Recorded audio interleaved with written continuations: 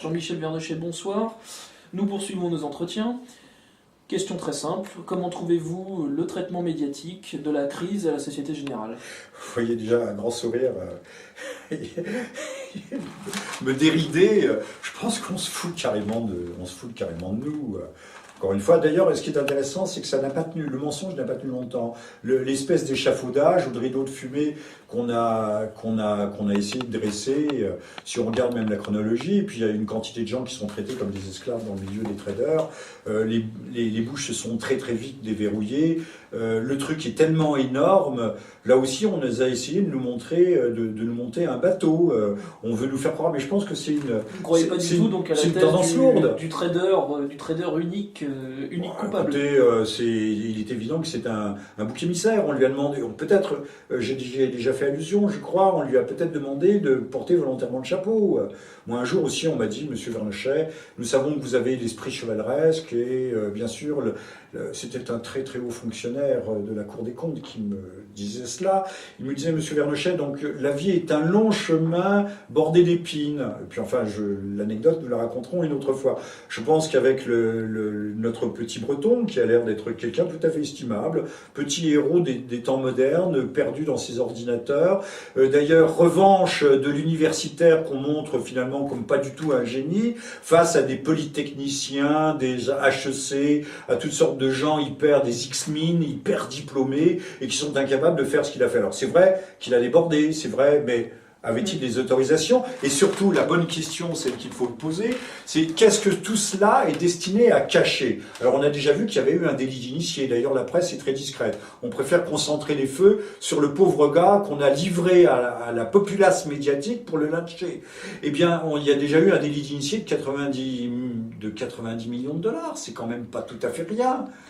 Avez-vous remarqué d'ailleurs la composition du conseil d'administration de la Société Générale? On retrouve des économistes comme Elie Cohen, on retrouve des personnes comme Pernod Ricard. Est-ce qu'on appelle encore une preuve supplémentaire d'un capitalisme de connivence? Sont des banksters, peut-être bien, pour reprendre une vieille formule. Ce sont des gens qui commettent, ce sont des délinquants en bande organisée. Ils commettent, ne parlons pas de crimes, mais si, encore qu'il y ait des crimes, parce que quand ils ravagent une économie avec ces capitaux qui viennent comme des vols de criquets pèlerins, qui sont fluctuants, comment voulez-vous bâtir un développement, une économie durable avec des capitaux qui vont et qui viennent? On a appris aussi au détour, mais ça, je ne crois pas que la presse l'ait titré en gros à sa une, que Monsieur Bouton émarge à plus de 11 millions d'euros par an. Mais que fait-il à part justement diriger des galériens qui sont là nuit et jour? En tout cas, on sait que le petit Kerviel, lui, ne prenait jamais de vacances, nuit et jour devant leurs écrans. En fait, cette histoire ne tient pas la route, ça ne tient pas debout, ce qui signifie en clair qu'on se fout royalement de nous. Il y a des pare-feux, d'ailleurs la Société Générale se prévalait, se vantait d'avoir les meilleurs systèmes de sécurité au monde. Là, nous sommes la risée de la planète financière. Le fait d'ailleurs d'insister de la part des médias depuis quelques heures sur la culpabilité, là semble-t-il réelle en revanche de son frère qui travaille à BNP Paribas, qui lui en revanche aurait été coupable véritablement de fraude, est-ce que ce n'est pas finalement un échappatoire pour les médias? Écoutez, on cherche toujours une fuite, on cherche toujours à divertir l'opinion et surtout à dévoyer le regard du public de la véritable signification, des véritables faits. Alors quand Monsieur Sarkozy, par exemple, avec quand même une superbe hypocrisie, indique à Monsieur Bouton le chemin de la sortie.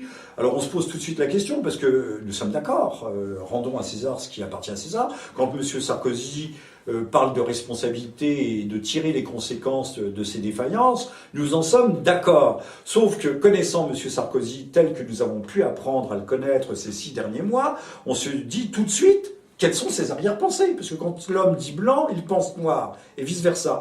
Eh bien, a-t-il un copain à me placer à la tête de M. Bouton? Ou est-ce l'occasion d'introduire d'autres capitaux, et peut-être des capitaux d'un de ses amis, puisque on peut, déjà on parlait en sous-main d'une OPA amicale, inamicale, sur la Société Générale. De BNP Paribas notamment. Éventuellement, et je ne suis pas suffisamment fin connaisseur de la planète finance pour vous dire si les gens de BNP Paribas, les principaux actionnaires, sont des amis ou pas de M. Sarkozy, mais là on se dit que l'occasion était trop belle pour la manquer. On a planté volontairement ou involontairement, ou la Société Générale s'est plantée elle-même, mais je pense que c'est une occasion que certains ne laisseront pas passer. On sent un véritable flou artistique, même au sein du gouvernement, dans cette affaire, car Lagarde a déclaré que seul Kerviel avait agi de manière répréhensible. Quelques heures plus tard, M. Sarkozy la désavoue et pointe du doigt les possibles responsabilités de M. Bouton. Bon, M. Bouton est responsable, parce qu'il est responsable. Je crois qu'il y a d'ailleurs déjà eu un certain nombre, là aussi, de débouclages, de dégazage dans la hiérarchie sécuritaire de la Société Générale. Rappelons aussi que les magistrats, il le fallait pour le maintien de l'ordre public et au moins pour sauver les apparences, ont inculpé, on disait autrefois inculpé, ont mis en examen le jeune Kerviel, alors je ne sais pas pourquoi on dit jeune d'ailleurs, le jeune Kerviel, mais on l'a relâché aussitôt parce que visiblement l'homme n'est pas malhonnête. Personne ne croit à cette fable que l'homme aurait pu agir pendant une année et plus sur des sommes aussi importantes sans que des sauvegardes automatiques, sans que des clignotants ne se soient allumés sur les tableaux de bord. C'est selon de l'avis des spécialistes, c'est strictement impossible. Donc, on nous ment. Alors là, il faut peut-être replacer ça aussi dans le contexte général. Alors c'est vrai qu'on doit rassurer les acteurs économiques. Donc on ne parle même pas de crise en ce qui concerne ces craquements dans la banquise boursière. On ne parle plus de crise, on parle de correction parce que on a tout un arsenal d'euphémismes. On dit non, il n'y aura pas de récession. On essaye de rassurer parce qu'on sait très bien que l'huile et l'essence de la planète finance, c'est la confiance. Et c'est vrai que la confiance, elle commence à manquer. Là, je puis vous dire qu'il va y avoir aussi une crise de confiance en France et qu'un certain nombre de gens ordinaires, de petits porteurs vont commencer à se poser des questions. Et des questions sévères. Sans parler des salariés de la Société Générale, dont il est déjà question, supprimer les primes, notamment. Bah oui, pourquoi pas. Qui eux aussi vont très certainement souffrir de cette situation. Il faudrait poser la question avec quel dédommagement M. Bouton va-t-il quitter son poste? Ça va se monter. S'il gagne 11 millions d'euros par an, les mains dans les poches, combien de... On peut craindre un nouveau énorme une golden bonne parachute. petite centaine de millions, pourquoi pas, parachute. Il faut bien amortir le choc, et puis là aussi lui donner une compensation.